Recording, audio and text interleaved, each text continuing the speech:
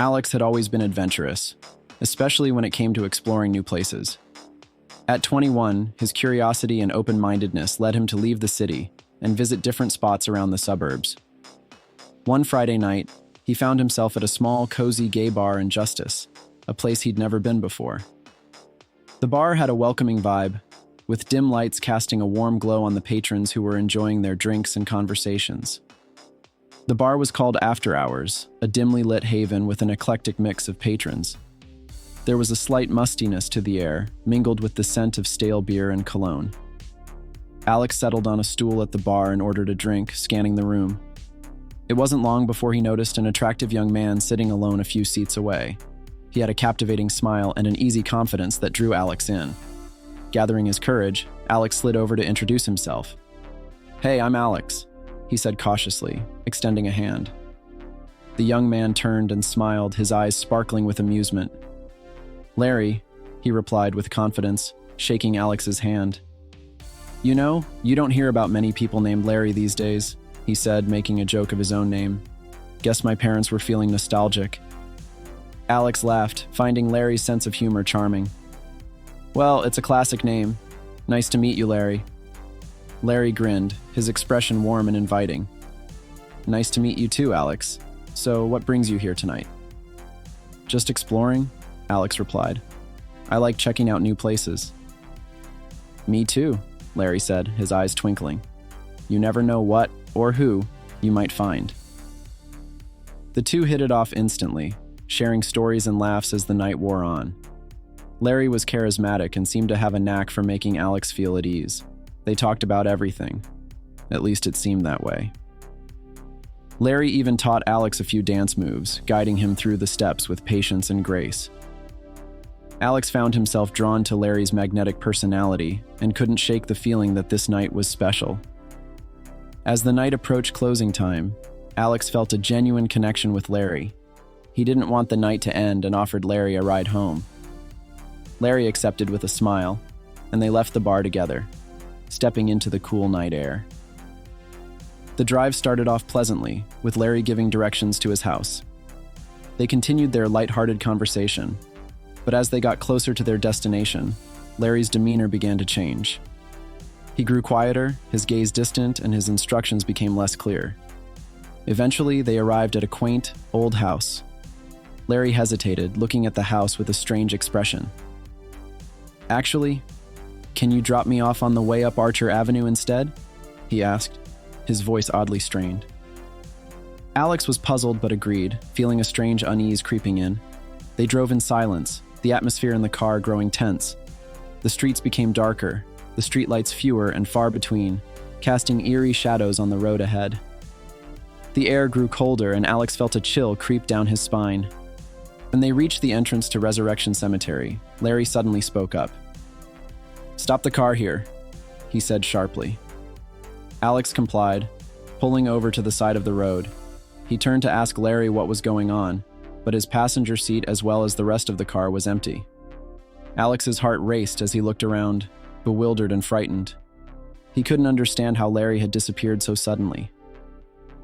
After a few moments of futile searching, he drove home, his mind spinning with confusion and fear. The next day, unable to shake off the strange encounter, Alex decided to return to the house he had initially driven Larry to. It didn't take long to find it. He knocked on the door, and an old man answered, his eyes weary and sad. "Can I help you?" the old man asked. "Yes, I'm looking for Larry. I gave him a ride last night, but something weird happened," Alex explained, hoping for some clarity. The old man's face paled, and his eyes filled with a mix of sorrow and anger. "There is no Larry here," he said firmly. "My son has been dead for 5 years." Alex felt a chill run down his spine. "No, I saw him. He was with me last night," he insisted. The old man stepped aside, revealing a picture on the mantel. Alex's breath caught in his throat as he recognized the face in the photograph. It was Larry. "That's him," Alex said, pointing to the picture. "That's the guy I met last night." The old man's eyes brimmed with tears. "That's my son, Larry. He died in a car accident 5 years ago on Archer Avenue, right in front of Resurrection Cemetery." Alex felt a wave of dread wash over him.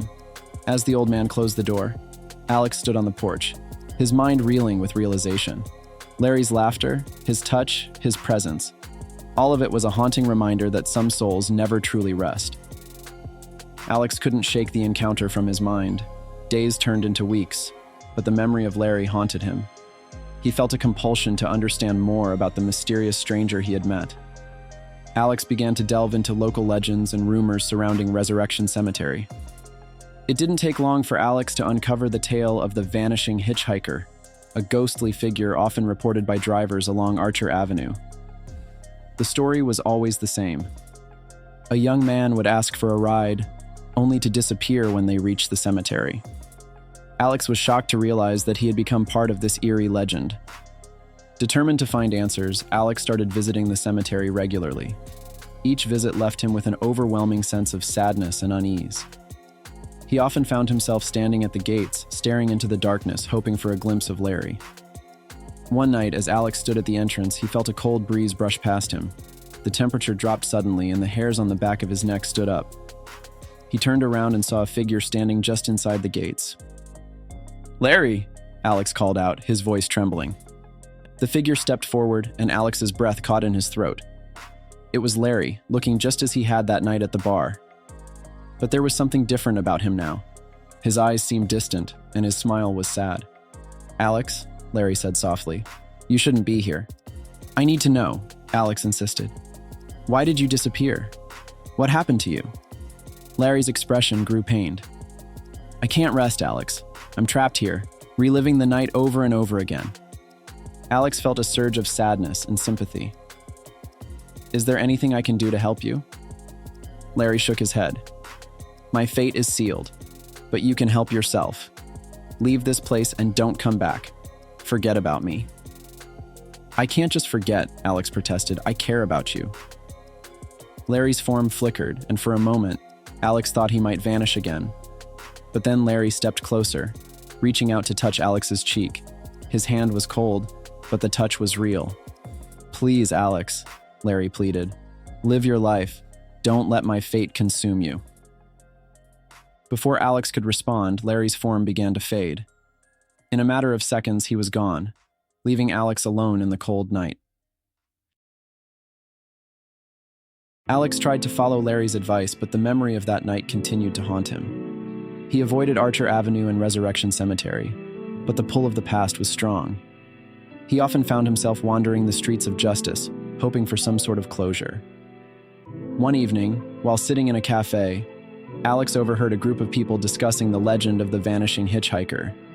He listened intently as they shared their own encounters and theories. One woman mentioned a local historian who had been researching the legend for years. Intrigued, Alex sought out the historian, a man named Dr. Mitchell. He found Dr. Mitchell in a cluttered office filled with old books and newspapers. "Dr. Mitchell, my name is Alex. I need to know more about the vanishing hitchhiker," Alex said, desperation in his voice.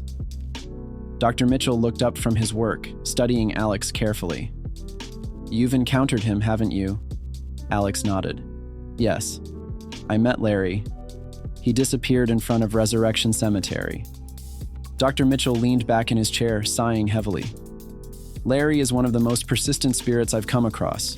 He died tragically, and his soul remains bound to the place of his death." "Why can't he move on?" Alex asked. "The circumstances of his death were violent and unresolved. Sometimes spirits linger because they have unfinished business or are seeking justice. Larry's case is particularly tragic because his spirit relives the trauma of his death every night." Alex felt a pang of sorrow. "Is there anything that can be done to help him?" Dr. Mitchell shook his head. "Helping spirits find peace is a complex and often impossible task. In Larry's case, it may be that he needs to find forgiveness or closure in some form, but that is easier said than done." Despite Dr. Mitchell's warning, Alex couldn't let go of the idea of helping Larry. He continued his research, looking for any clues that might explain how to free Larry from his torment. One night, Alex stumbled upon an old article detailing the car accident that claimed Larry's life. It mentioned another person, the driver of the other car who was never charged, though the article listed the crash as his fault. Alex's heart raced as he read the article. Perhaps this person held the key to freeing Larry. Determined, Alex tracked down the driver, a man named Carl, who now lived in a small town a few hours away. When Alex arrived at Carl's house, he was met with hostility and fear. "I don't know anything," Carl insisted. "It was an accident, and I've moved on." "But Larry hasn't," Alex pressed. "He needs closure. You were there that night. Please help me understand what happened." Carl's resolve crumbled, and he finally admitted the truth. "I didn't see him until it was too late." "Come with me," Alex urged. "Maybe facing what happened can help both you and Larry find peace." Reluctantly, Carl agreed.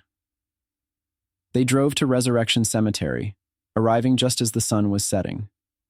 The air was thick with tension as they stood at the entrance, waiting. As darkness fell, the cold breeze returned, and Larry's form appeared before them.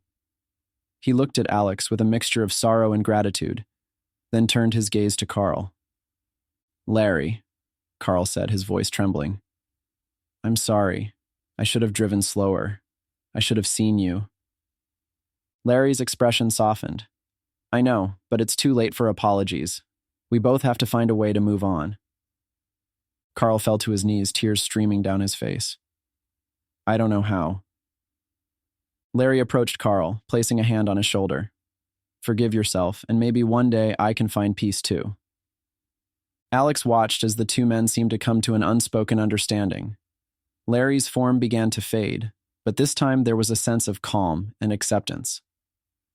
"Thank you, Alex," Larry said, his voice barely a whisper. "Live your life.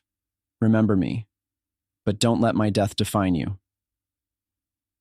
With that, Larry vanished, leaving Alex and Carl alone in the cold night. The air felt lighter, the oppressive weight lifting. In the weeks that followed, Alex felt a sense of closure. He had helped Larry find some semblance of peace and had confronted the ghosts of the past. He still thought about Larry often, but the memories were no longer haunting. Instead, they were bittersweet reminders of a night that had changed his life forever. Alex continued to explore new places and meet new people, always carrying Larry's story with him. He knew that some spirits never truly rest, but he also believed in the power of forgiveness and the possibility of moving on. Years passed and Alex moved on with his life. He finished school, started a career, and even found love. Yet Larry's memory lingered like a shadow, never quite leaving him. Alex and his partner, Mark, often drove past Resurrection Cemetery. Each time, Alex would silently whisper kind words for Larry, hoping he had found peace. One chilly autumn evening, Alex and Mark decided to visit the cemetery. Mark had heard Alex's stories and wanted to see the place that held so much significance. As they walked through the cemetery, the air grew colder, and the wind whispered through the trees. Standing before the cemetery gates, Alex felt a familiar chill. He closed his eyes and took a deep breath, feeling the weight of the past. Suddenly, he felt a presence beside him. Opening his eyes, he saw a figure standing in the shadows. "Larry," Alex whispered. Larry stepped into the light, his form more solid and at peace than before. "Hello, Alex?"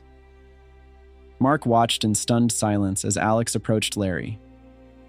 "I've been waiting for this moment," Alex said, his voice trembling with emotion. Larry smiled, a sense of serenity in his eyes. "I wanted to thank you, Alex. Because of you, I found the strength to move on." Alex felt tears welling up. "I'm glad, Larry. You deserve peace." Larry nodded. "And you deserve to live your life without the weight of the past. Remember me, but don't let my memory hold you back." With those words, Larry's form began to fade once more, but this time, there was a sense of finality. Alex watched as Larry disappeared, feeling a profound sense of closure. As they left the cemetery, Mark took Alex's hand. "Are you okay?" Alex nodded, a tear sliding down his cheek. "Yeah, I think I finally am." In the years that followed, Alex held on to Larry's memory, but it no longer haunted him. Instead, it served as a reminder of the fragility of life and the importance of forgiveness. He and Mark built a life together, filled with love and laughter. Every year on the anniversary of that fateful night, Alex would visit Resurrection Cemetery, placing a single white rose at the gates. It was his way of honoring Larry's memory and the bond they had shared. And so the legend of the vanishing hitchhiker continued. But for Alex, it was more than just a ghost story.